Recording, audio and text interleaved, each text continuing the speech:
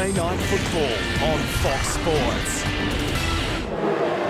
And Tawaronika leads the Storm out to the boos of the crowd. A win away from home tonight will take them to first outright on the table. That's a position they've occupied before in their debut year. They've won their last three, downing other premiership hopefuls, Newcastle, Sydney City and Cronulla. No Glenn Lazarus again tonight. He should be back for the playoffs, and it's as per program in your Big League magazine. And it's a very good side, this one, from Robbie Ross at the back to the captain tonight, Tawaronika. Yeah, well, he's up against the club he first played the ARL competition before going to Cronulla and Melbourne. Look, I've got a huge opinion of this bloke's ability. He's got great skills in attack, shows real desperation in defence, and is durable. Tonight's his 84th consecutive match in first grade. Well, a warm applause here on a cold night for the local side. 10th place on the ladder. A win here will go a long way towards securing a spot in the playoffs. And as per program as well, Silver back to form at the back. And such a key player, Halligan. Can he get the radar working in the wet tonight? The top goal kicker in the NRL again this year. Coach is Stephen Folkes. And this man is not a halfback tonight. He's at 5'8".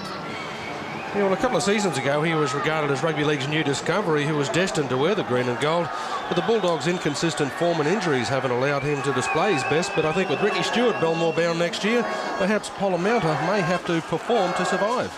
Paul McLean in charge, and he signals time on. We're underway, round 23 in the NRL. And it's the first touch of the ball for the Bulldogs. Well, sideline tonight, former first-grade coach Peter Mulholland in the wet, but you should be getting used to that, Pete. I think I've got web feet at this stage. Thanks, Wally, for that laugh. I tend to agree with Wally. I think it's a flip of a coin tonight, but just down here tonight, I just get the feeling that Canterbury have a lot more to play for than Melbourne, in the sense that they're hanging into the top 10 positions, and their form over the last few weeks has been very, very encouraging. Well, that's the first kick of the match, and a perfect bounce there for Robbie Ross. Canterbury have won 2 in a row, so they're hitting good form at the right time. They won 6 from 11 at home in '98. Of course, last week they broke a 15-year Cogra hoodoo when they beat St George 28-16. Melbourne, as they storm into the Canterbury half for the first time, they have a good record away from home, winning 8 of their 11 matches on the road. So a no-nonsense set of 6 so far as Swain waits for a dummy half, gives it to Kamali. Turns it back on the inside. There was a bit of a high shot there, but it's play on. And the crowd applauding some big defence there. The big shove from the Bulldogs. Kamali goes to the air, but no real pressure. And Canterbury come away with it. Silver at dummy half. Gives it to Matt Ryan. Leading try scorer in Super League last year with 17 touchdowns. Now this year he's only scored 5 tries. And we're looking for a try-scoring feast from him as we see the first penalty of the match coming up. It goes to Canterbury. Yeah, it's been a solid start by both teams. No mistakes, and you expect that in this weather. But they're both sides trying to slow the ball down. I'm sure the referee will be aware of that. Hetherington goes to Corey Hughes. Travis Norton finds Robert Ralph running out in the centres as this rain continues to pour. The stats suggest Melbourne deserve to start favourites here. They've scored 92 tries and conceded 58, while Canterbury have scored 70 touchdowns, conceding 73. Well, this is a good surge now, well into the Storm territory. Darren Brett, the captain, fires it back on the inside. Picks up Stephen Price as Hetherington waits for it. 20 metres out. Corey Hughes to Polamaunta. Big Barry Ward on the angle run, but they can't control the football and they come up with a mistake. And Melbourne didn't show any signs of panicking there, Wally. No, they didn't. Probably one only area of concern for them at the moment. I think Hetherington's work out of dummy half is something that may be a little bit more dangerous as the game goes on, but I think it's imperative that we see both sides for their own survival here tonight just simply work away and employ a very good kicking game. Both of these teams haven't had the best of that in the last few weeks. Peter Mulholland, silent. What's the breeze like tonight? There's not a lot down here at the moment, Greg. It's rain's coming down. It was vertical when we first arrived, which probably would have supported being behind Canterbury, but at this stage there's none whatsoever. Well, a mistake there by Marquette. Ball control, the key tonight in these slippery conditions.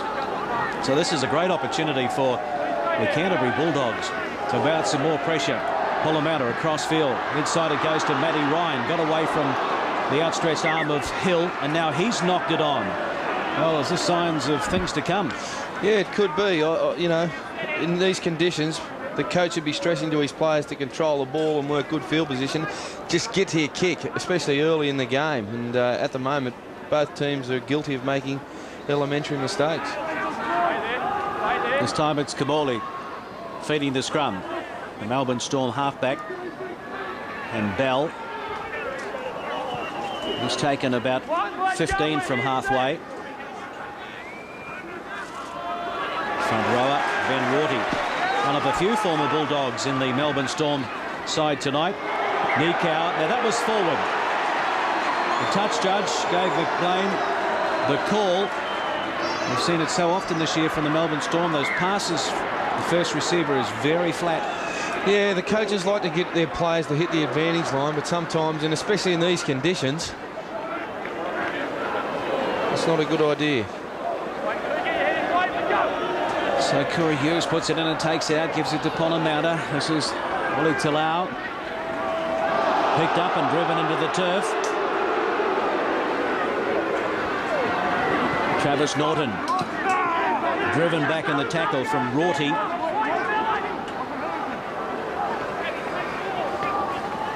Playing around the 40-metre mark at the moment. Robert Ralph can't find a way through. Ward at dummy half. Gives it to Britt. The inside pass to Silva. Gives it off to Ward. And Barry picked up and dumped there by Scott Hill. Hetherington. To the right they go. The kick by Norton. Marcus Bai. First touch for him. He's the leading hit-up merchant in the NRL. Loves to get involved from the left wing, Marcus Bai. That's the other winger, John Carlaw, as we have another look at this take. Yeah, I think the kicks are going to have to be put in a little bit better position if they're going to create any real pressure on the defence. Imperative day for Melbourne at the moment. They simply work out and get a good kick and chase. Bowden plays it to Swain, and now it's Robbie Kearns. Out the back door he goes to Kamali.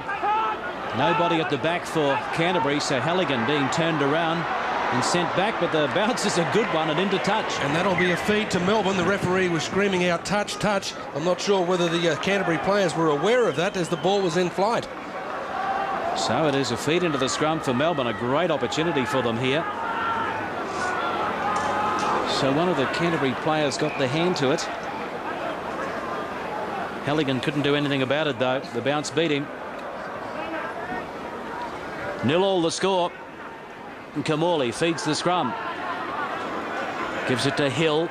Bell. Ross up from fullback. Good defence by Talau. Took the legs from under him. Martin to Marcus Bai.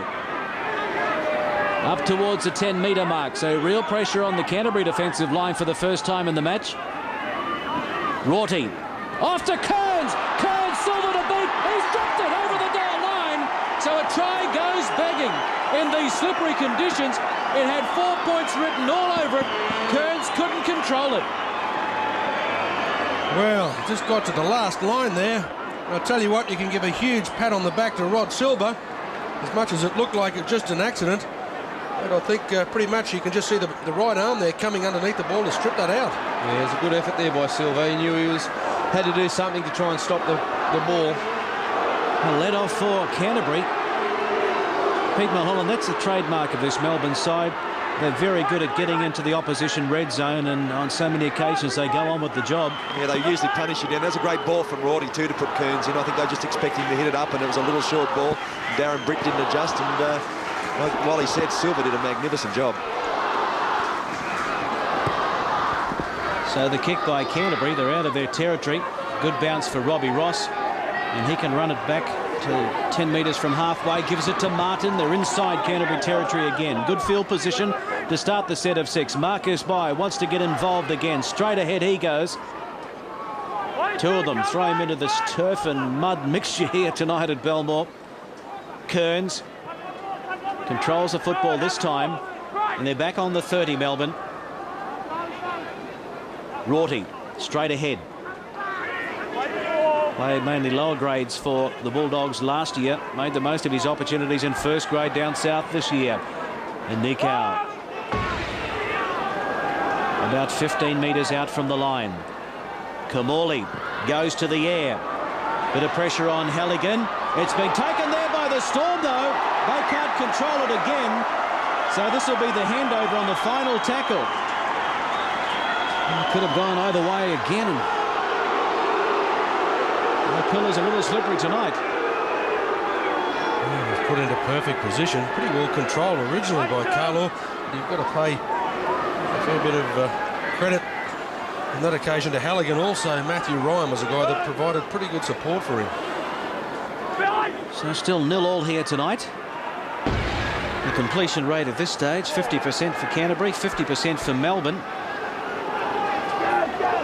Both sides content on throwing it around early. I wonder when the message will go out that maybe they should try and eliminate the risks.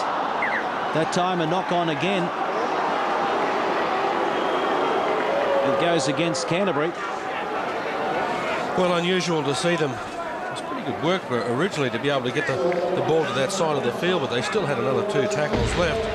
They're tending to panic a little bit. I believe that the message may have gone out to them. Don't wait until the 5th tackle, until you're about to clear the ball. Try and get rid of it on the 4th if we have to. Just imperative that they don't allow a kick to be charged down. Robbie Ross. Good defence by Matt Ryan.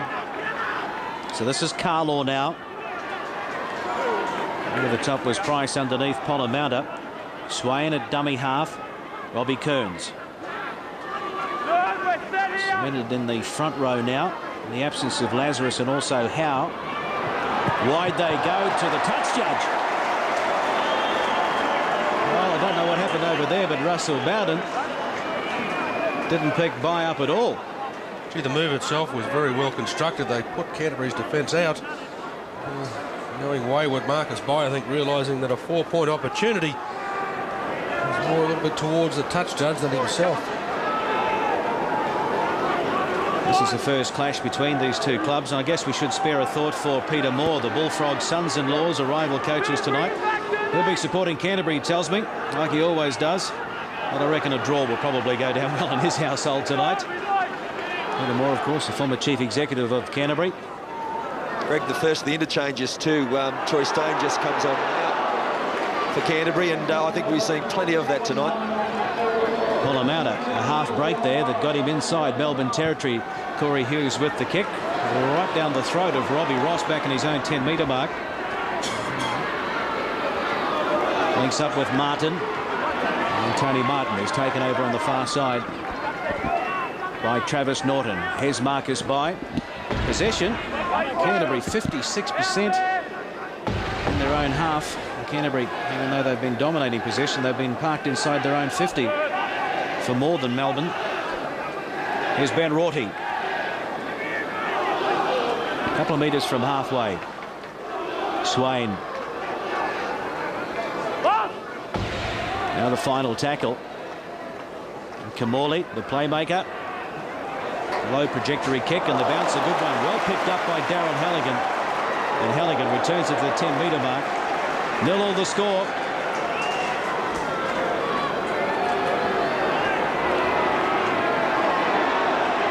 Good skill shown there. The right hand simply popping it up. The fans here a little bit upset. They believe that the Melbourne defence is inside the 10. I think with fair reason. Stone. That was forward. The pass from Stone to Brett McBlain right on the spot. So the feed will go into the scrum. Put in by Melbourne.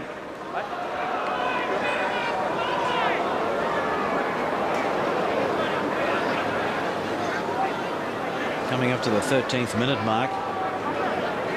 Another great opportunity for Melbourne. Look at that already. 8 errors in the match. Scott Hill. He had one season at Canterbury before moving to Hunter and then on to Melbourne. Canterbury chased hard for his services this year. He elected to go with his Hunter mate, Brett Kamali, to Melbourne. Marquette, 15 metres out, Swain. Kamali running to the line, inside to Kearns. Kearns has dropped it again. Play on, and Silver comes away with it. Play down and back play. Penalty. Hang on, Craig.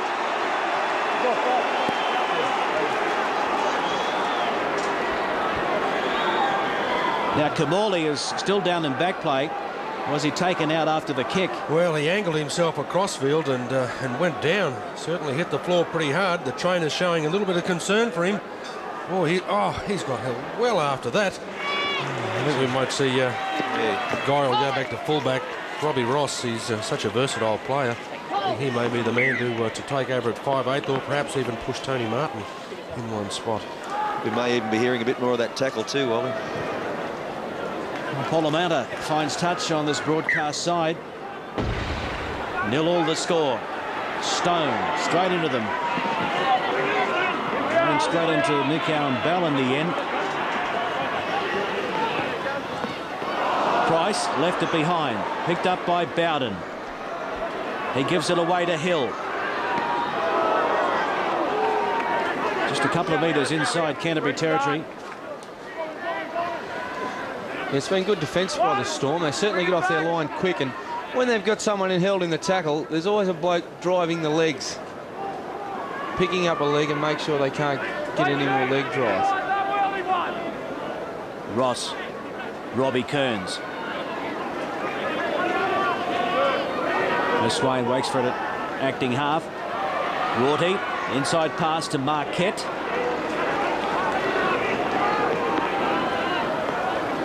Ross, Hill, back inside, Robbie Ross! The gap opened up for Ross. Good defence, a try-saving tackle there from Rod Silver. The kick ahead by Scott Hill, and Hetherington comes up with it. So Canterbury survived another Storm, and it's still 0-0 here. Gee, I thought that was a poor choice on that occasion from Scott Hill, as a guy that showed remarkable maturity for a guy so young. But when they went into the tackle situation here, there's that pass that really opened up the chance for Robbie Ross. But when he got to play the ball, Hill moved into to dummy half. They had two defenders on the right-hand side of the ruck, possibly the wrong choice there not to try and get the ball wide and use that try-scoring machine Marcus by. Polamatta with the kick. And Geyer, Matt Geyer. He's tackled about 29 metres out from his own line. This is Martin.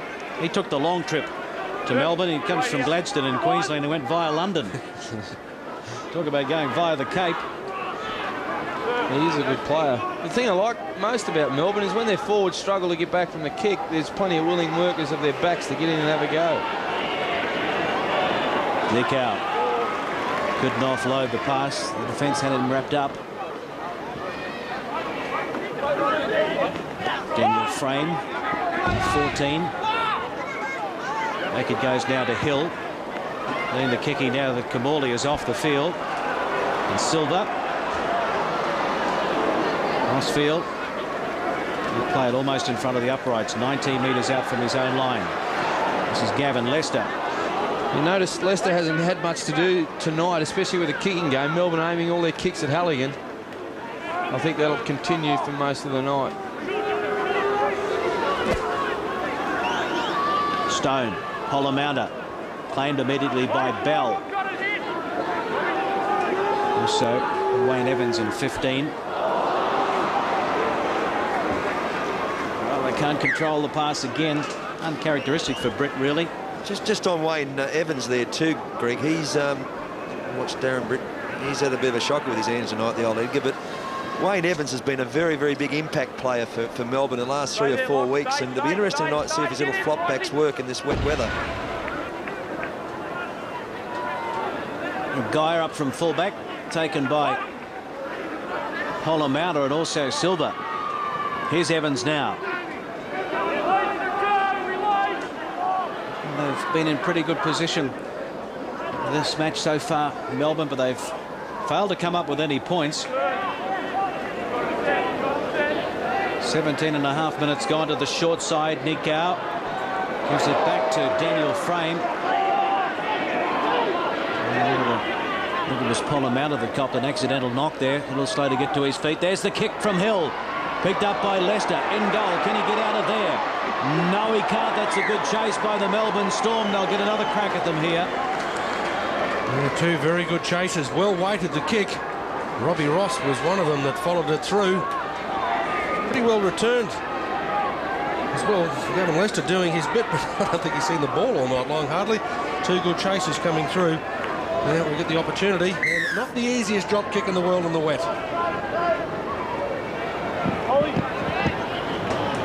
Restart by Travis Norton. Yeah, you were right, Wally. Failed to get a bounce, but in the end, it's almost gone 40 metres.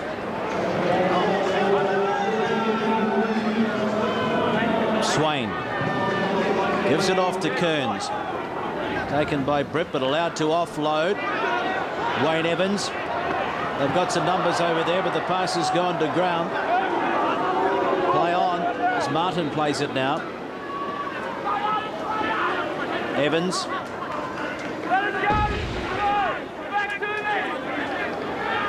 Swain and Ross. Scott Hill. Taken ball and all. Good tackle from Glenn Hughes off the interchange bench. Ross trying to find a way through. Pops it out the back door. And it's there for Canterbury now. Forcing the pass. Well, they've made more errors than most teams in 1998. So no doubt about it, Melbourne, they're prepared to throw the ball around as they give away a penalty now for being inside the 10, is it? The penalty come, but I think that they've probably got to think about their own game a little bit. Admittedly, they don't mind throwing the ball around, coming up with a couple of chances, but I think in situations like that, when they perhaps can come up with 2 or 3 drop kicks in a row, we've got to remember they are heavy conditions. Perhaps the other team getting a little bit tired could even present itself with 2 points from a penalty, and that may even be the difference between the two teams tonight. Polamatta off the field. Yeah, Greggy, I'm just looking at now. I just asked the trainer. He's had a hit right on the top of the head, which seems to have compressed some vertebrae in his neck. They're just checking it out with the doctor now. Hence Glenn Hughes on the park. Here's Hughes now turning it back on the inside to Tony Grimaldi. Price waits for the dummy half. It's been a while since Canterbury have been in this position with the football. Inside Melbourne territory, and they come up with a mistake again as the rain continues to fall here. The sides continue to try popping the pass. Yeah, that's the first time Canterbury have been down this end for a while, and I think they would have been better served to play out their set of 5 and make sure they got a kick in at the end. Try and do what Melbourne done to them. Try and get a repeat set of 6. So Robbie Ross is playing halfback at the moment in the absence of Brett Kamali. It's not a great pass. Picked up by Bell. He has nowhere to go. The captain is on the sideline at the moment as well, having a breather. Tawa Nico along with Ben Rorty. Yeah, I would have thought they'd need Nico out there. He is a handy ball player. With Kamali off the park, he offers another option to Hill. Swain up over halfway. He goes.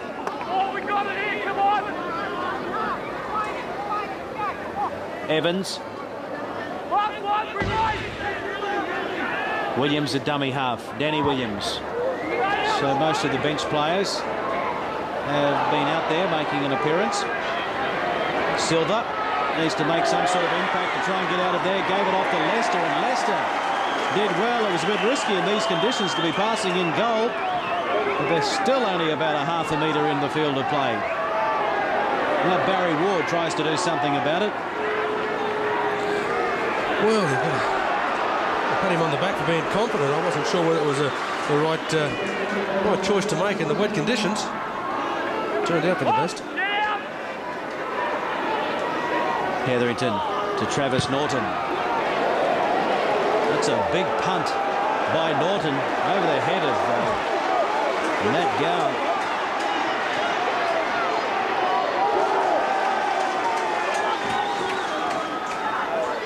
Now it's Marcus Bai.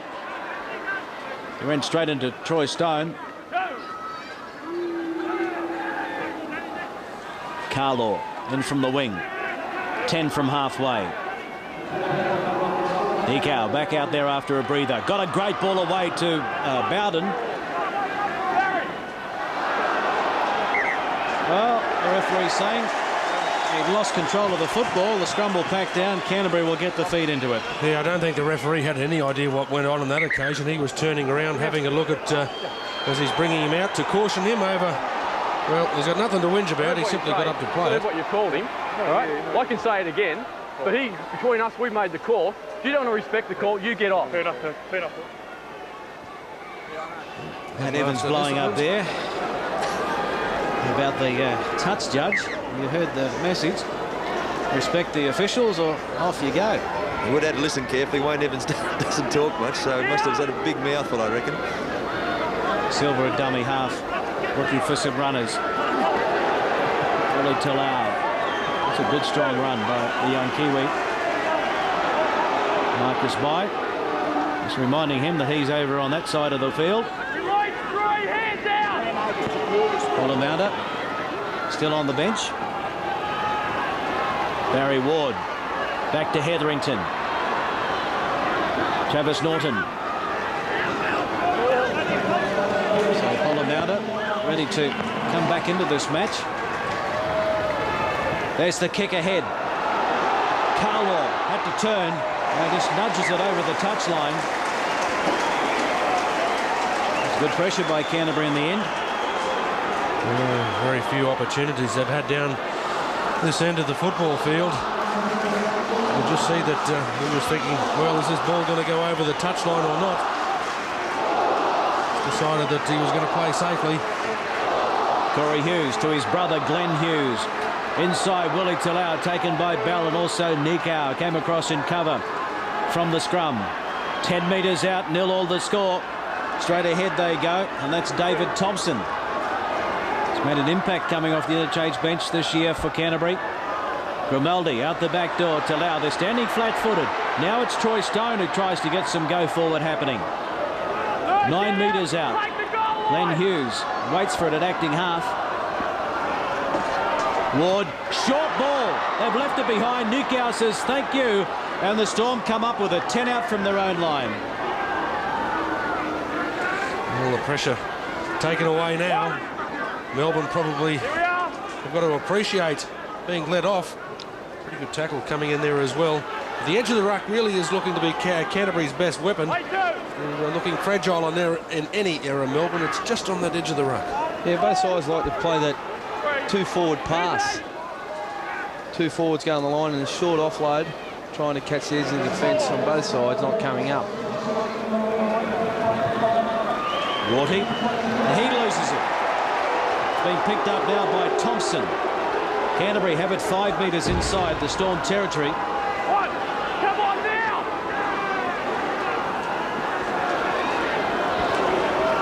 Leicester from dummy half picked up 10 metres. Olamouda gives it to Stone. Greg Olamouda's playing hooker at the moment. But, I don't know what the idea is. Obviously Hughes has got a very good kicking game from 5'8". They might be trying to utilise that as well, and they get into a positive position. Penalty. Get out to play the ball. He stood on the side. Yeah, he jumped himself back in there as a bloke trying to play the ball. No. The penalty goes to Canterbury. So this could break the deadlock here. Halligan, about 20 metres in from touch. On the 20-metre mark, well within his range. You can see the angle, the distance there for Daryl Halligan. The captain, Nikau, No, done one. is talking to the troops, trying to bring them back 10 metres as well. When you're in to play the ball, get out of there quick. Don't muck around. Daryl Halligan, 88 goals this year. He's only missed 12 all year, and this is the 23rd round, 88%. Best goal-kicking percentage. 4th on the point-scoring list with 5 tries in those 88 goals. He knows this ground better than anyone. He knows where the uprights are. The flags go up. So Canterbury lead Melbourne 2 points to 0. Oh, he's almost boring to watch, isn't he? What a wonderful goal kicker he is. He's coming to the ground. Laurie and I were talking about the value of having somebody like him in the team. Halligan, He's criticised a little bit early in his career for not having as much speed as too many other wingers. I'll tell you what, he hasn't let his club down at anywhere that he's been, whether at North Sydney or here. He's provided a wonderful point-scoring opportunities on a number of occasions. So much so that they've re-signed him, of course, for the next 2 seasons. Let's have a look at Thompson take it up, and the shoulder just coming in from Robbie Ross. It hit the spot, no doubt about that. Barry Ward now. Well, how often do we see it? One side dominating territory, and then all of a sudden the other side comes up with the first points. Yeah, you see it happen a fair bit in today's football, but here goes Polomount. That's the halfway mark. Silver at dummy half. Back to Corey Hughes. Matt Geyer right under his uprights. The chase managed to trap him about 15 metres out from the line. Marcus Bai. He's Melbourne's leading try scorer along with Scott Hill. They've got 12 tries this year.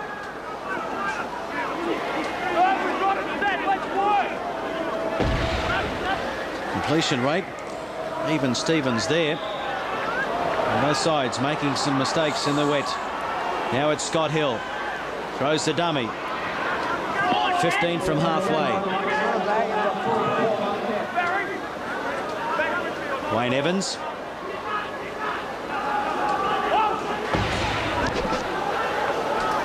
Hill. Oh, it's a shocker. And Canterbury almost handed it back to him. But in the end, the skipper just managed to hold on to it. This is David Thompson, a local junior, comes from Chester Hill. And the club also produced a certain Terry Lamb, Chester Hill. Terry Lamb now the coach of the Canterbury President's Cup side.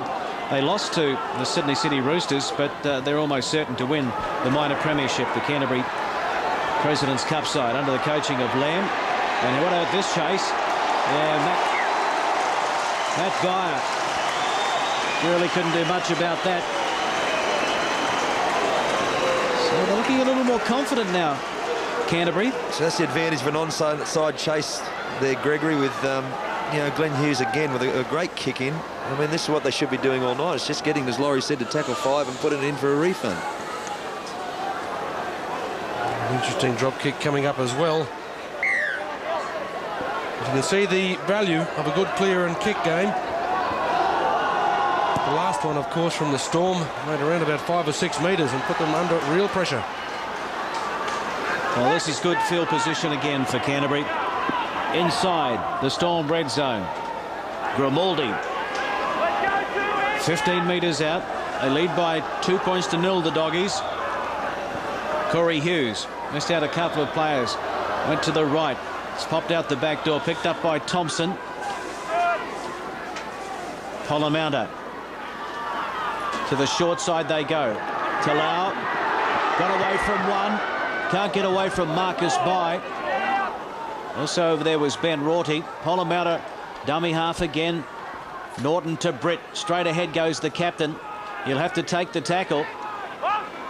Final tackle coming up now. Corey Hughes wants it. They're going to run it. Now they put it on the toe. And Matt Geyer is there. And he will play it. 10 out from his own line. Give him same opportunity again, Laurie. Don't know whether it'll be the same choice there. Yeah, I don't think so, Wal. I think they might have been better off to just try and put it in the in goal again and see if they can get another set of 6. Here's Marcus Bai. Barry Ward followed him.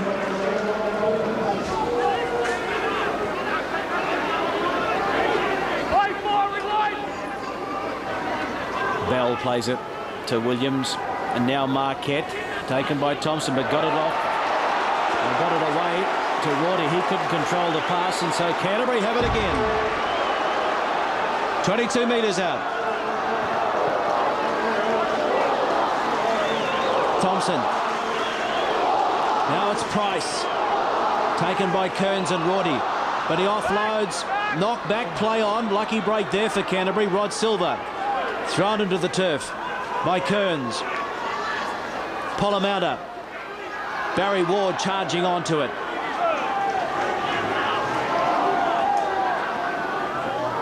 Corey Hughes gives it to his brother, and Glenn pops it out the back door. Corey keeps it alive, throws it between his legs, and now Melbourne are going to come up with it. A horror bounce in the end for Matty Ryan.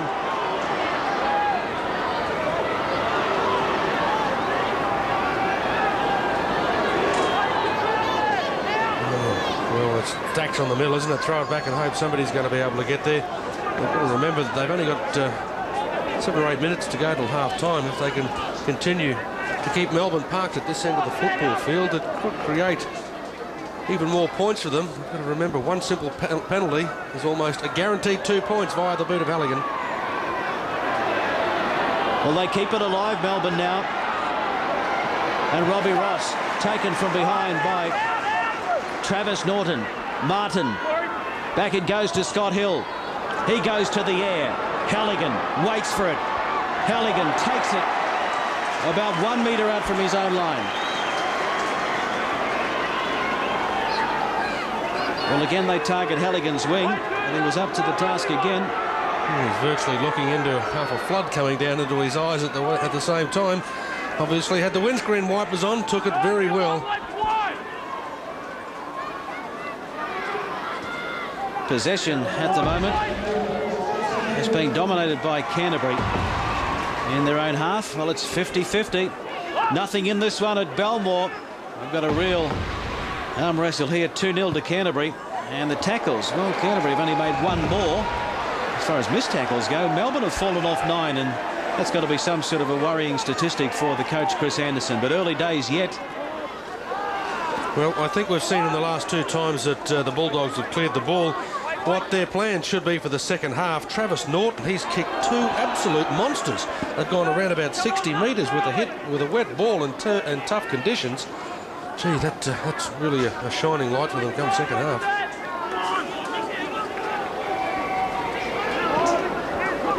Kearns. They've had no trouble getting out of their own half, Canterbury, but they seem to don't know what they're doing when they get into their own 20. I think someone's just got to take control out there and either go for a kick. Well, in the end, 3 of them finally got Dower and Nick out to play it. Oh, the mistake again. Laurie, I think a lot of that comes down to inexperience around the halves, and obviously Ricky Stewart is going to have some big influence on them next year. Yeah, exactly right, Pete. I think that Canterbury have been crying out for someone like Ricky, especially to control things in the game and to tell their forwards where he wants them. So Canterbury have it. 4.5 minutes to the break. They lead by 2 points to 0. Now Canterbury lose the football. Well, the conditions certainly aren't helping. It's probably going to get worse rather than get better as far as the handling errors go. Yeah, I can remember one game that Canterbury played earlier this year in the wet, and Steve Folkes was pretty critical of his side. He said that they were playing dry weather football, and I think he'll be having the same conversation with them again at half-time here tonight. Bell over to Martin. Now it's Melbourne's turn to cough it up. Martin, desperate to feed it out to Marcus Bai. He couldn't control it. Rod Silver will play it. Troy Stone. Britt Halligan. As Hetherington waits for it. Polomata wants it the short side. Fires it over to Robert Ralph. He pops it out the back door to Norton. He's taken by Scott Hill. Well, Stone, there was going to be a knock on. Somehow he managed to force it back. Hetherington from dummy half, looking for touch. Matt Geyer. Oh, he was driven back and tackled by Hetherington. Geyer still managed to stay in the field of play. Marcus Bai now. It's a big chase from the man that did the kick. Hookers chasing their own kick. Didn't see that too often 10 years ago. But that's the real reason that Hetherington got to representative honours this year, and he's shown real backbone. He's Canterbury's top tackler in 1998 as well.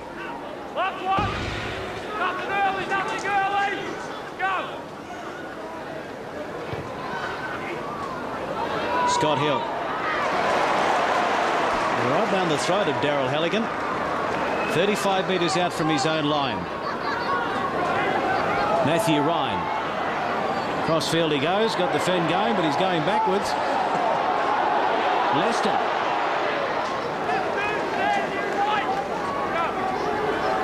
Britt. To Hetherington. They need to keep shifting it now. Hughes on the inside to Halligan. He left it behind though. Couldn't take the pass on the angled run. The knock on. Well, I think that although there may be a few Doggy supporters unhappy about it, I think justice was done. This pass here, the ball was almost a metre forward. It was right in front of the touch judge as well. The referee, well, perhaps a little bit of the water was spraying in his eyes at the time. Look at that. Oh, goodness me. Anyway, tough times, just a couple of minutes to go. Maybe the last chance for Melbourne to put a serious assault on the line. Oh, you can think back to at least one definite try-scoring opportunity for Melbourne when Robbie Kearns was ready to place the ball down and all of a sudden it popped out of his grasp. Another occasion they went to the air and there was a scramble for the ball. It could have easily been the Melbourne Storm coming up with a 4-pointer. But to their credit, Canterbury held them out and they lead by 2-0, but it's a Storm now. Desperate for some points just before the break. Robbie Kearns to allow quick hands. Great work, Melbourne, but they need to shift it to the right. Williams to Marquette. Desperate defence there. Driving them back, Canterbury. Now it's Bell. And Bell will have to take the tackle. 26 metres out. It could have been dangerous for the Storm. But Canterbury snuffed the movement out. Now they go to the air. Last option in the first half maybe for Melbourne Storm. Still there. Picked up though. And Willie Talau comes up with it. 10 out from the line. Halligan. Well, they really just need to play out a set of 6 here and they'll go to the break in front. Oh, big charge by Nico and he got sat back on his backside. Robert Ralph. Now Nico takes Hetherington out. And Paul McBlain, I think, has spotted it.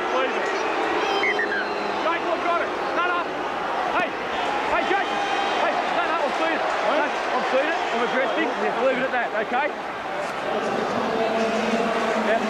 Well, Jason Hetherington not too happy. I don't think I'd be happy either if I got Child of Charge off the ball. He stood toe-to-toe with Nico. There it is there. And that was the initial contact between Ralph and Nico. Well, he might not be all that happy. Jason Hetherington, he feels that he was hit a little bit late, but I tell you what, that was about half as late as Brett Kamali got hit.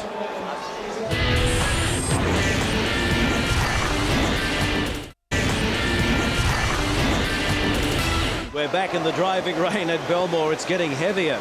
And this is the first tackle after the kickoff, and it's the Melbourne Storm. 2-0. The Bulldogs over Melbourne. And what about those conditions? It's an appropriate name. Oh, that's... Tell you what, if there's one good thing about it tonight, it's to look up on the hill there at Belmore Oval and see some rugby league fans. They're the real ardent, the dyed wool. I'll tell you what, they want to be well paid to get up that hill there tonight. Well, here's Daryl Halligan inside his own red zone. Well, Peter Mulholland is sidelined in this driving rain, and Pete, if the coaches had anything to say at halftime, obviously it was to try and control that ball. Yeah, that'd be the first and foremost. I mean, the error rate was just far too high, and you've just got to get, I think Laurie Daly said it 2 or 3 times, get to tackle 5, get a kick in and get a chase on the end of it. But at the moment, I can't see across the park. Well, it is Robert Ralph in the doom and gloom here at Belmore. Got the kick back to Corey Hughes. Bounces up. How it bounced, I'll never know, but it did. And here's Marcus Bai running into Gavin Lester. Martin at dummy half. Richard Swain will wait for Guy to play it. Robbie Ross. Robbie Kearns. Nikau. 3 Canterbury defenders in there to put him to ground. Not surprisingly, one was Hetherington. Swain, final tackle coming up. Melbourne. Well, Richard Swain just could not control the pass. It's gone back to Rorty. He gives it back to Kearns, the front rower, kicking. Puts it in the air. Who's got it? Who wants it? It's a handover. Canterbury have it through Matty Ryan. And now Polamaunda dragged down from behind.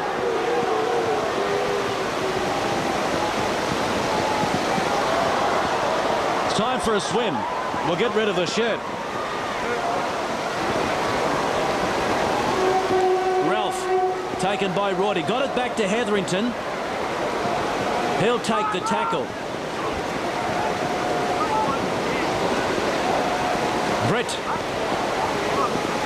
Well, Laurie, you played quite a few rounds of the NRL before the knee gave in. I can't remember calling a game with conditions like this. Do you remember playing in conditions like this year? No, I certainly can't. I remember watching one on TV.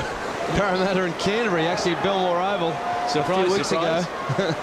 But I'm looking forward to this second half. Both these sides are pretty patient, and I think it'll come down to which side's plays with the most control in this second half. Don't try and force the pass, just keep working your sets of 6 and getting a kick in and see what happens from that. Well, we'll get some reaction from the dressing room shortly as we look at Swain straight ahead. The injured Melbourne Storm captain Glenn Lazarus is sidelined as we look at Bowden pop it out the back door to Nikau. On to Robbie Ross, and Glenn, thanks for joining us as Hill has it. What did Chris have to say at the break, mate? Well, he just wanted us to be a little bit more patient. We only pleaded something like 10 out of 24 sets of 6 in the first half, and although there's an enormous amount of effort going into the game, and the boys do want to win the football game, they just aren't prepared to do the basics. And as Laurie said, they've just got to make sure they complete their sets of 6, get the kick in, and hopefully Canterbury will make errors down in their own half. What about Brett Kamali? What's the story there? Will he be back? No, he won't be back. He's very badly concussed in the dressing room and won't be back, no. Any comment on the tackle? No, not at this stage. All right, well, I'm sure there might be someone having a bit of a look into it. But you're feeling confident, Glenn? You've been in some tight situations already in 98 and managed to come up with the 2 points. Yeah, I am very confident. The boys have played particularly well in the last month, and I just feel those hard games and winning those games has put us in good stead to win these tight ones, and I think the Storm will get away with the victory here tonight. And when are we going to see you back on the park? Well, hopefully next week. It's responding to treatment, but I didn't know I had a hamstring until about 3 weeks ago, and now that I've torn it, it's becoming frustrating, but have fingers crossed for next week. You can have a week off next week, Lazo, eh? I'd like to play against Canberra, Laurie. And Lazo, no truth in the room, you're desperate to get back before Laurie Daly gets back. I think I'll beat Laurie this time. All right, thanks for joining us, Glenn, and best of luck as you look ahead to the playoffs. You're in there for certain, and a win tonight might get you the minor premiership should Brisbane and Newcastle have a bit of a problem there. Yeah, well, we're in control of our own destiny, and the boys are doing all right, and I'll win tonight, no doubt about that. Good luck. Okay, mate. Well, that's the last 2 sets of 6, Greg, that the Melbourne Storm have come up with terrible kicks. I can't think that there would be anything else they would have rather tried than a high ball. It'd be very difficult controlling the high ball. The wind really has started to blow heavily from right to left on our screen now, and how hard would it be to try and catch it when you've got the rain bucketing down in your eyes? Well, now it's Darren Britt, about 5 from halfway. And keep working to the short side, and Ralph driving it ahead in the driving rain. 3 Storm defenders in there. Corey Hughes. Straight past Gaia. He picks it up. 5 out from his own line. And he'll take the tackle. Willie Talau gets a cheer from the crowd with that tackle. There's Marcus Bai turning and passing, and a mistake and a great opportunity for Canterbury. Marcus Bai had a rush of blood to the head. The pass should never have been on. Now it's Canterbury leading 2 points to 0 and in a great position to really ram home some sort of advantage here. Polamaunda almost through. Robbie Ross came up with a try-saving tackle. Matt Ryan now. Ryan pops it over the top. Halligan trying to slide into the corner. He's into touch. The cover got across there. If you're going to flirt with the touchline, in this sort of condition, you don't give yourself much of a chance. Gee, I tell you what, there was some pretty good work on that occasion from Ryan. He presented the opportunity. It's been a tough call for the touch judge to make as well, whether the player was to be deemed actually tackled and whether the second player into the tackle was the one that propelled him across the sideline. But even the referee doing it tough at the moment, wondering whether the shorts have got that heavy and the drawstrings are busted. Well, let's get some reaction from the Canterbury dressing room now, and Billy Johnson, their trainer and conditioner, is with us. Billy, atrocious conditions again, but what did Steve have to say at half-time? Oh, well, he reflected a bit on the Parramatta game here a few weeks ago that we played in similar conditions, and just spoke about what caused us to lose that night with the amount of turnover ball we gave away. So we're looking to rectify that a bit in the second half. Billy, the kick and chase on a couple of occasions in that first half, as we see possession come your way through a bit of a sloppy pass. Travis Norton, when he kicked the ball, he came up with about 60 metres. Yeah, he's got some hoof on him, Travis, so we're trying to get him and Polamatta in there doing most of the work in the second half in that area. And you're pretty desperate with the 2 points. It's been well documented. You've probably got more to play for tonight than Melbourne. Maybe that'll get you home. Well, even if it's 2-0, we'll take it. Good on you. See ya. Best of luck, Billy Johnson there. He'll be ready to charge back out into the puddles of water here at Belmore and his capacity as trainer and conditioner. But now it's Canterbury through Polamatta. Taken by Swain. Bowden also in there. Corey Hughes. He goes to the air. Geyer takes it. Marcus Bye holds on to it this time. Tony Martin. Still only 19 years of age, Martin. Rorty. Just need to complete a set here and get a good kick at the end of it just to get their game plan going again, the Melbourne Storm.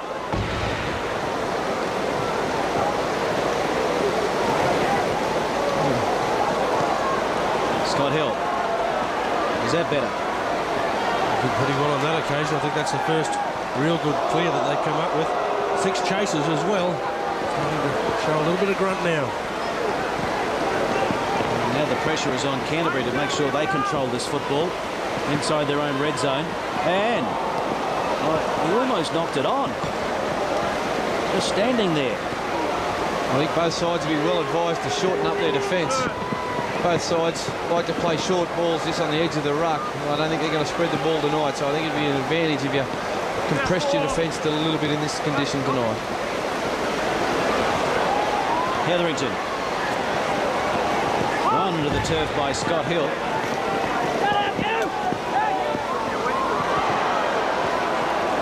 Polamatta making the best of a bad situation. It was a poor pass, so he thought, I'll drive it downfield. Guy not held. Now he has to take the tackle of Troy Stone. Nikau. With no Lazarus out there, they rely a lot on the experience of Tawa Nikau.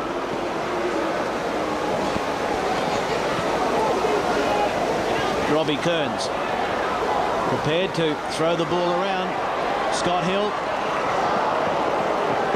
And the crowd enjoying them as they splash their way up and down the park. That's a big tackle, causing the mistake.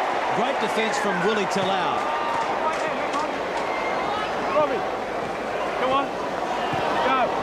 So Robbie Ross has been sent to the blood bin by Paul McBlain, the referee. Let's go. No, Robbie Kearns, in fact, it is. Robbie Kearns and not Robbie Ross. How the claret would be flowing in rain like this, you'd think the rain would be enough to wash it away. Not so. There's a good tackle by Talau. Pretty ordinary judgment shown as well out of the ruck. You've seen that was quite comfortably going to be able to reach before he could get the ball away. Troy Stone. Right into Evans and also Nikau.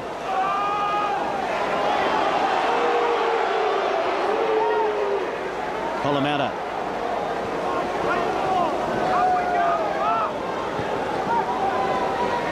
Silva to the short side. Glenn Hughes can't find a way through. Final tackle coming up.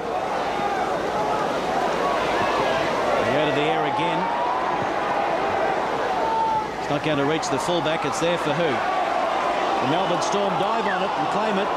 So that's the handover. 0 tackle. Tony Martin. Gee, I think the referee's going to have to start looking at the defence. You can hear him screaming at them, come on, back, back, back. They're standing back around about 6 or 7 metres at the moment. The last 3 sets of 6, probably for both sides. Really, I don't think in 1 or 2 sets, 1 or 2 of those 6 tackles have the players been back level with him.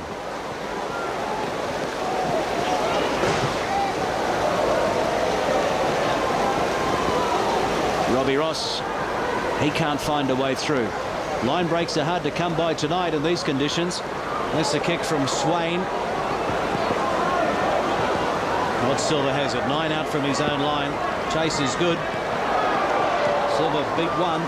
Can't beat the next. Halligan to Talau. Young man that comes from Taranaki, New Zealand. Birthplace of some of the Kiwi greats, Kevin and Howie Tamati. Pretty good stock.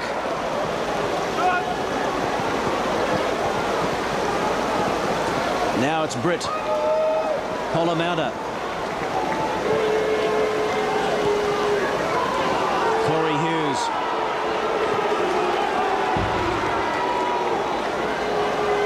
Polomauta just got the kick in before his opposite number, Scott Hill, was there to claim him. Guy has had plenty of work to do at the back as we look at the completion rate.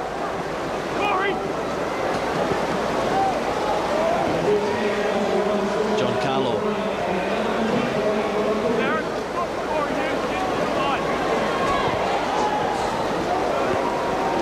The referee just trying to get the players back on side. Well, he's telling the captains to talk to the players and tell them to get back on side. There's a pretty easy way of doing that. It's called a whistle. That's the halfway mark. Nikau.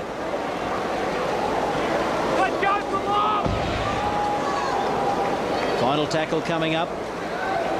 Hill. I don't know whether he planned for the grubber kick, but that's the way it ended up.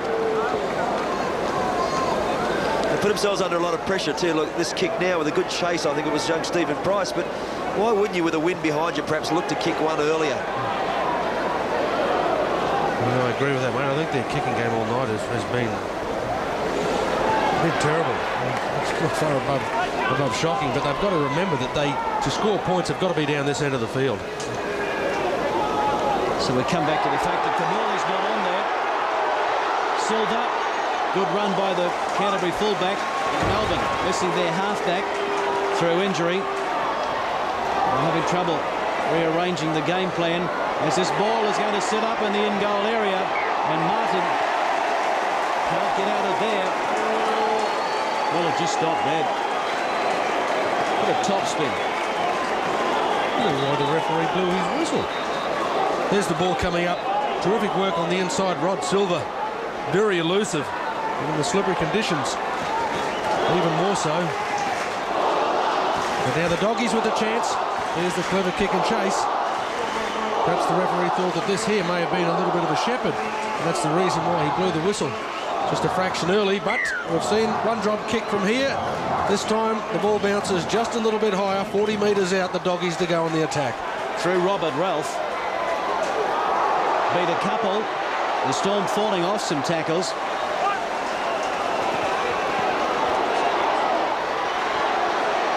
Stephen Price.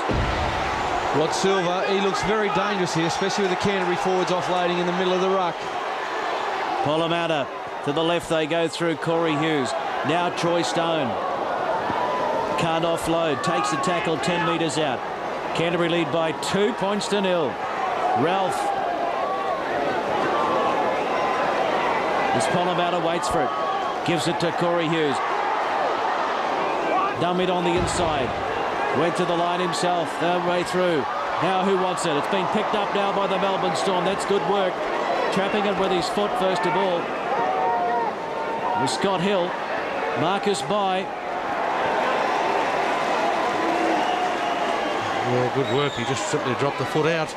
I don't think they were too keen on looking at another set of 6 tackles, trying to hold Canterbury out. They're looking pretty tight at the moment. What they've got to do more than anything else, Greg, I think, is clear the ball from this area. Nothing in the stats time in their own half. Possession 50% each. And just 2 points on the scoreboard. Still a long way to go yet.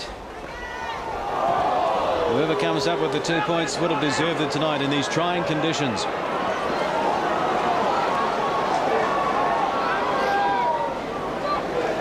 Now Canterbury.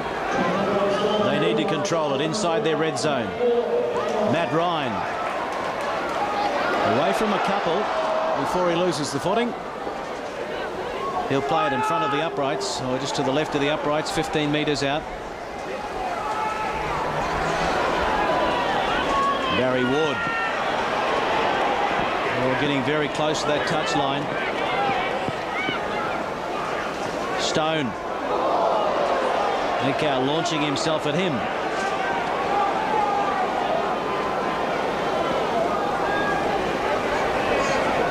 Silva. Rocket Rod is coming up from fullback, probing, looking for a half a gap around the ruck. He's found it once or twice tonight. Marcus Bai. If you can't go around them, you go through them. That's his philosophy.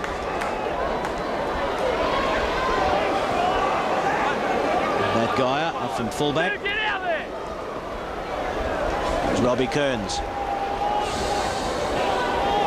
Good ball out the back to Williams. Now to Ross. He gives it off to Daniel Frame. Evans.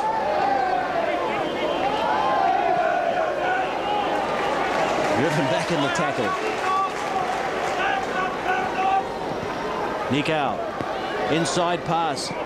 Gaia. Back to Carlaw. Carlaw trying to step.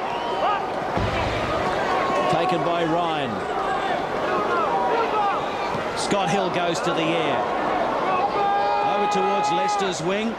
He's left it behind Leicester, but it's been dived on there by one of the Bulldogs. They say play on. Talau will play it.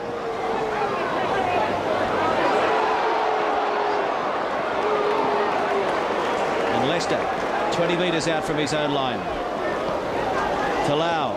Been very impressed with Talau tonight. He's gone looking for the ball. He reminds me a little bit of Ruben Wiki, especially in his defence. He likes to get up and meet him. Only his 7th first-grade match tonight too, Willie Talau. Playing with a lot of maturity. 10 from halfway. Stone plays it. Back to Hughes. And Marcus Bai. Up to halfway. And straight into Talau.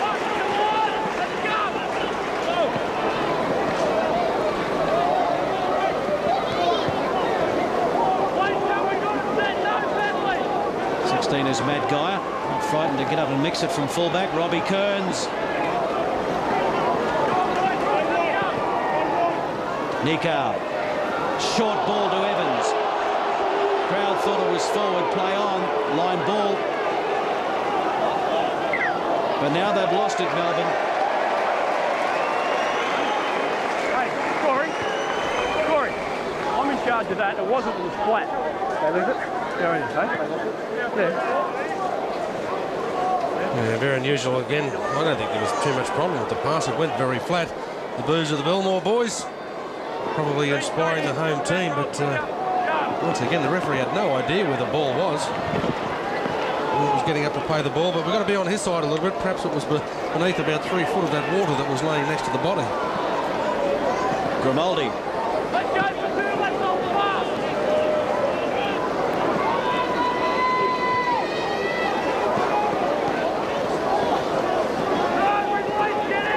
Canterbury now just a couple of metres from halfway.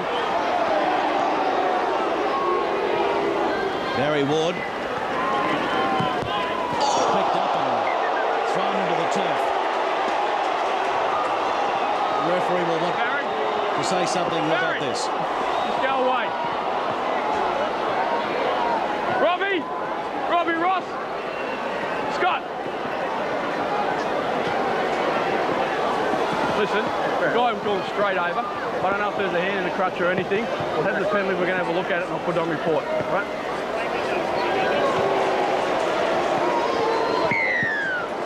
Well, he doesn't know if there was a A hand where it should not have been. Pretty obvious from that angle that there was, but it landed on his back rather than on the shoulder or directly on the head. Yeah, thankfully for him, I think that the Canterbury player came down quite safely. I think you're in trouble as soon as you put your hand between those legs, though, aren't you? I mean, it's been happening a few times tonight. You'd want to be. Price. 10 from the try line. The Bulldogs lead by 2 points to 0. Tries very hard to come by.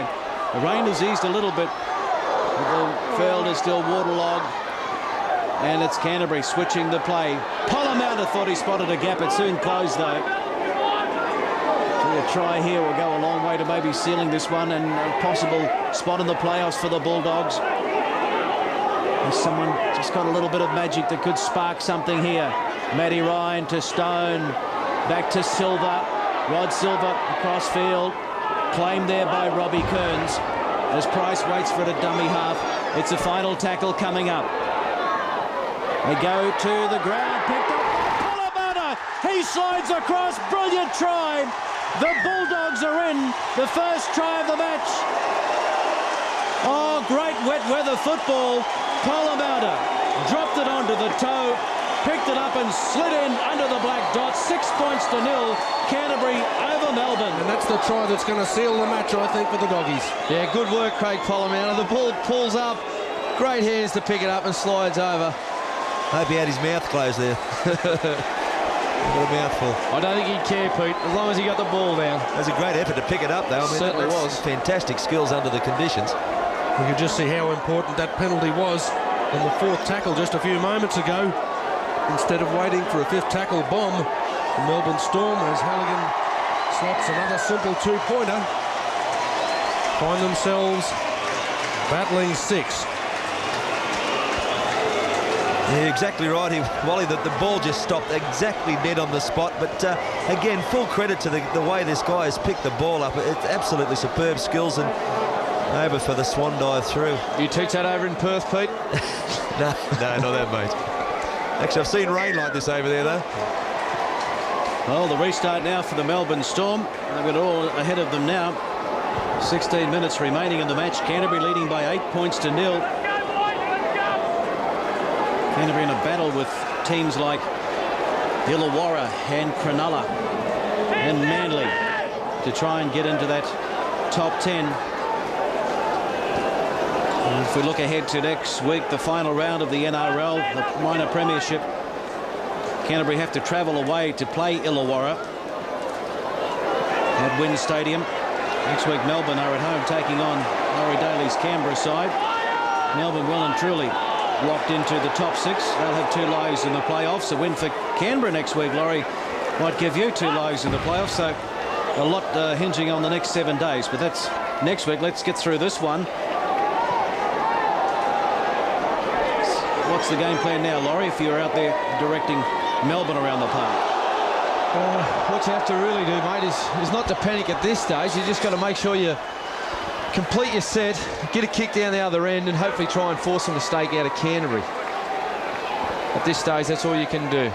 You know, I think they've got to try and change the conditions of the game at the moment. Instead of simply taking the 5s and getting a clearing kick in, they've got to try and kick after 2, get a good chase game going. Perhaps the next time kick on the second tackle again, really upset the rhythm of Canterbury's defence. And Peter Mulholland, now that you've taken the snorkel out of your mouth, can you add to that? No, I think you've got it pretty well summed up. I just think, you know, putting your head against a brick wall and working the way they are at the moment, it's just... And the kicking game, here we go, look at this. The bounce is good for Matty Ryan, but he left it behind. It's the only ball that's bounced all night here, hasn't it? Well, it just set up perfectly for Matt Ryan, but somehow it went between his fingers. Pretty good work to charge the kick down. Originally, one of the players offside, but not Ryan. I think he got a shock as much as anybody else at the ball bounced. He was thinking, now what do I do? Do I on it and slide or try and kick the ball over the line? None of the above. Bell. I really don't think Melbourne got 2 tries in them tonight either. Not what you think of that, Wally? You just lose that little bit of organisation. They haven't played a game without Kamala. And I think that has shown in this match. Martin. The forwards have been able to string some passes together. We've seen that right throughout 1998. And tonight it's going to be the likes of Kearns popping passes back in the fringe of the ruck for the Nicows and co. And what happens here? It's play on. Another set of 6 for the Melbourne Storm. Here we go. Can Melbourne hit back now? They're down by 8. Plenty of time on the clock. Scott Hill trying to find a way through. 10 metres out. Williams at dummy half. Robbie Ross gives it over to Bell. Bell will take the tackle. Pressure on Canterbury now. They haven't cracked yet. Robbie Kearns. He's a couple of metres out. They have a couple of tackles remaining.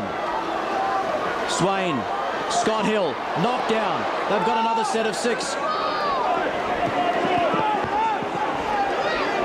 6 to go. The signal from McBlain. No need to panic for Melbourne. John Carlaw, 10 metres out. Danny Williams. Back on the inside, Ben Rorty. Great tackle there, Travis Norton. Nicow. Nicow throws a dummy. Tries to force his way across. He's got it down. It's a try. The Storm are back. Tawa and Nicow got it down across the line. 8 points to 4. We're in for an exciting 11 and a half minutes. Yeah, I think he picked his run fairly well on this occasion. The 6 tackles being added to them. The charge down came from one of their big props coming up in defence quite well. But have a look. Nicow decides that he's going to run right on the edge. Picked it out pretty well, the 2 guys that he was going to run between as well. The more you change the angles, the more you can, the defence loses its footing.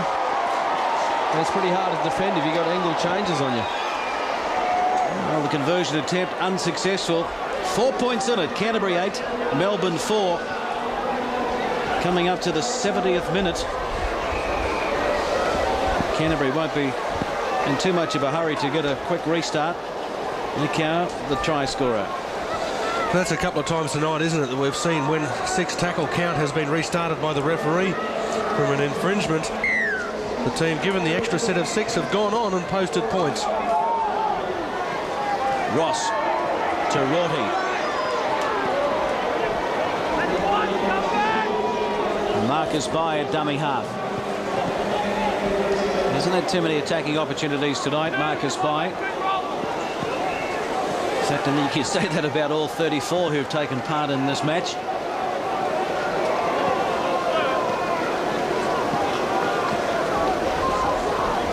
Nicow runs to the line. Broke 1 tackle. Scott Hill. Tackle by Ralph. Final tackle coming up now. Danny Williams, not a great kick from dummy half.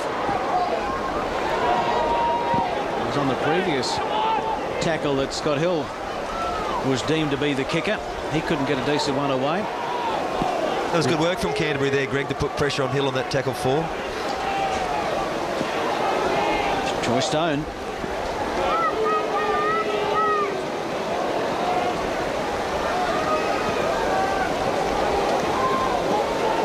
Polomata. Grimaldi hands it off to Robert Ralph.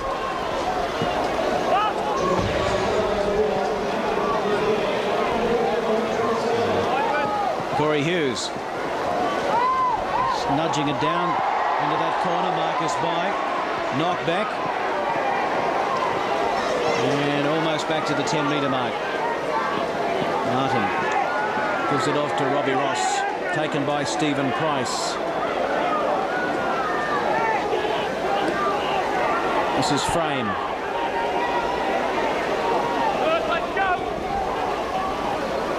Nicow. Good strong run by the captain, saying that's how it's done, fellas, let's go. Play on. Not the best play of the ball you've ever seen. Rorty. Bell. Got it back to Ross. He's taken by Grimaldi and also Polamaunda. Scott Hill. Swain. Right into the arms of Daryl Halligan. He's claimed immediately by Carlaw. Matthew Ryan.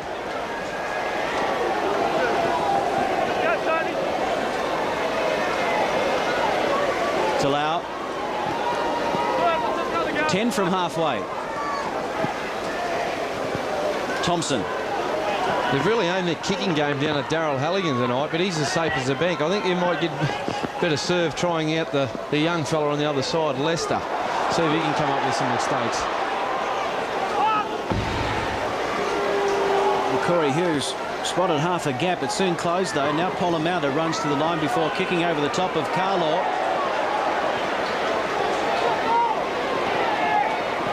Over to Robbie Ross.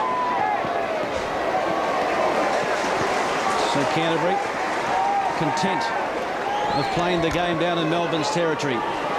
With these conditions, that's the way they should be playing it.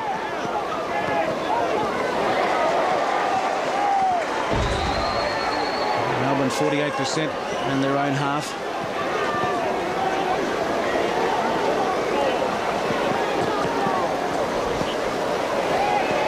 Nikau. And time running out for the Melbourne Storm.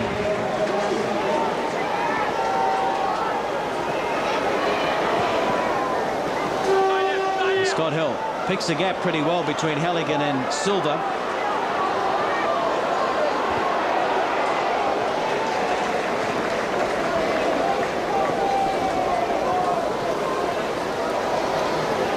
Talau.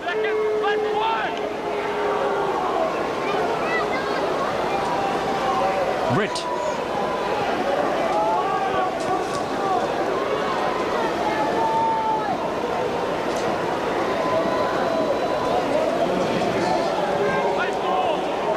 It's a halfway mark, centre field. Silva gives it to Barry Ward.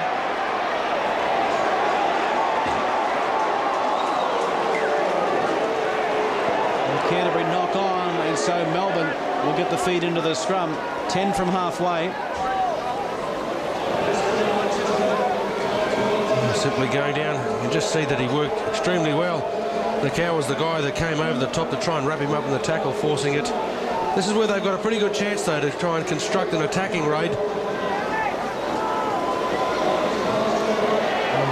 Pretty sloppy handling. It goes with the conditions, though. Martin.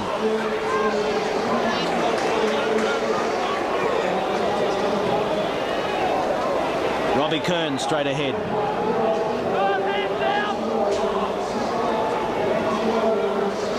Nikau. Bowden. No sign of Canterbury falling off the tackles the Melbourne side are hoping for. That's the halfway mark. Final tackle coming up. Scott Hill just grubbers it in behind the first line of defence. The cover got back there in time. Tackles. Canterbury have had to make about a dozen or so more. Not much in that one. I think it's time for Melbourne to start playing a bit of a sniper defence. The first man just to simply run out the line, try and take a one-on-one, and hope to be able to rip the ball out. Advise the rest of the defensive line you're doing a skate.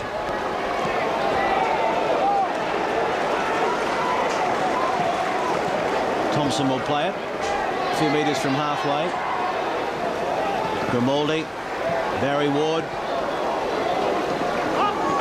Picks up 10 metres. Final tackle coming up. Polamaunda. Robbie Ross going back to his own try line. Tipping over. Trouble here for the Storm. Ross just managing to get into the field of play. Marcus Bai. Driven back in the tackle. That's legitimate.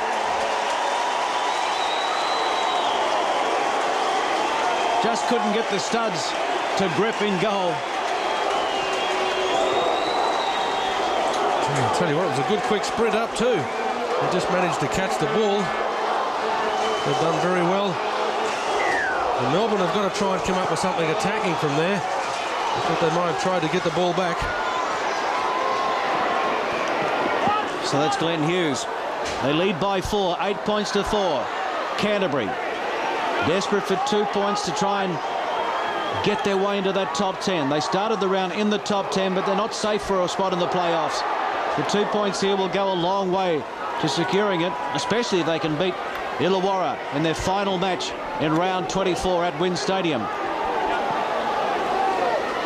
Grimaldi. There's the kick from Corey Hughes. Who wants it? It's a penalty to Melbourne. I don't think there's any doubt he's about 45 kilometres offside at one stage. He was well in front. I think they've got to try and make sure that they stretch the ball as wide as they possibly can, Melbourne. Here's the kick for touch. A pretty good one in the conditions. Probably think that this would be their last serious raid, their last set of 6. Can the Doggies hold on? Can Melbourne storm their way to the other end of the park and come up with a try? They need a converted try to win it. Danny Williams.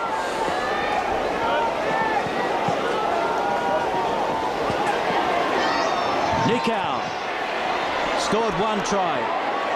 4 Canterbury defenders in there to wrap him up. Danny Williams. That was forward. Touch judge was right in line. He's pulled it a line ball. Play on. Hill goes to the air. Maybe the last throw of the dice. Rod Silver takes it. In goal on the full. The crowd roars. We come back to the 20. And Canterbury think that they're safe. They led 2-0 at the break. Yeah, it was a nice high kick from Scotty Hill. Probably about 3 or 4 metres too long. It would have been nice and difficult for him to realise that if he had to catch the ball, he would have had to run it out as well. So the Bulldogs with about 4 tackles. And they'll have the 2 points. Polamatta, 15 from halfway. No nonsense stuff required now. Grimaldi plays it. The crowd counting down the clock. That's it. What an arm wrestle. Played in atrocious conditions here at Belmore, but the home side of triumph. The fans are happy. 8 points to 4. Canterbury over Melbourne. This has been a Fox Sports presentation.